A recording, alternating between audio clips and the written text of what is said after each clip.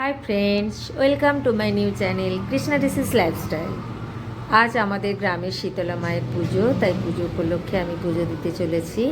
ডালি নিয়েছি, ফল, মিষ্টি, কাপড়, আলতা, সিঁদুর, ধূপ সমস্ত কিছু নিয়ে চলেছি। রাস্তা দিয়ে হেঁটে ওমা যেতে যেতে দেখছি দুটো বাচ্চা দিয়ে ওরা বোধহয় কাঁচা আম পাড়ছে, বেশ কিছু একটা করে খাওয়া দাওয়া করবে। দেখতে দেখতে চলে এলাম হাঁটতে হাঁটতে, এইবার মন্দিরে চলে এসেছি। তো মন্দিরে এবার ঢুকছি। ওমা মন্দিরে এসে দেখি পিসিমণি, কাকিমা, বনু এরা সব মায়ের মন্দিরে চলে এসেছে। ওমা এসেও দেখি এখানে সুজাতা দিয়ে এসছে। কাকু আমাদের নামে স্টিকার চিটিয়ে দিল প্রসাদের ডালিতে।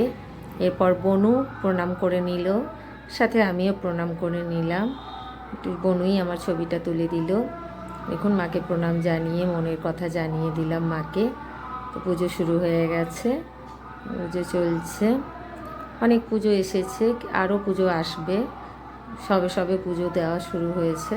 গ্রামের আরও অনেকেই আসবে পুজো দিতে। তো আমাদের কিছুজন এসেছে, আরও আসছে রাস্তায় দেখলাম।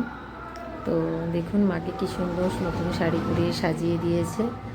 এরপর আমরা একটু মায়ের সিঁদুর পরে নিলাম, কাকিমা আমায় পরিয়ে দিল, আমি সুজাতাদিকে পরিয়ে দিলাম, আর পিসিমণিকেও পরিয়ে দিলাম। এইভাবে নমস্কার করে চললাম। তো মায়ের মন্দিরের পাশে একটা মূর্তি, কালী মায়ের মূর্তি বসিয়েছে, খুব সুন্দর করে লেগেছে, খুব ভালো লাগছে। পরিবেশটা এত সুন্দর। মায়ের ভোগ রান্না হচ্ছে একদিকে, ওটা আমি তুলতে পারিনি। তারপর এখানে দেখুন একটা গণেশের মূর্তিও বসানো রয়েছে, খুব সুন্দর। এই গণেশের কাছে দাঁড়িয়ে একটু ফটোশ্যুট করে নিলাম।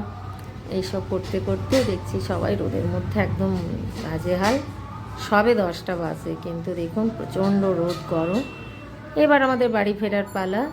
সুজাতাদি ছাতা ফুটিয়ে নিয়েছে, অত্যন্ত রোদ, কিন্তু আমি ছাতা নিইনি। তাই ও বললো যে না চলো একসঙ্গে যাই। দুজনে ছবি তুলে নিয়ে যাচ্ছি। এবার বনু, কাকিমা, পিসি সবাই মিলে একসঙ্গেই কথা বলতে বলতে বাড়ি ফেরার পালায় একটু ছবি তুলে নিলাম। এইভাবে আজকে শীতলা পুজো দিয়ে দিলাম। ভালো লাগলে অবশ্যই ভিডিওটি লাইক করবেন, কমেন্ট করবেন, সাবস্ক্রাইব করবেন। নমস্কার, টাটা।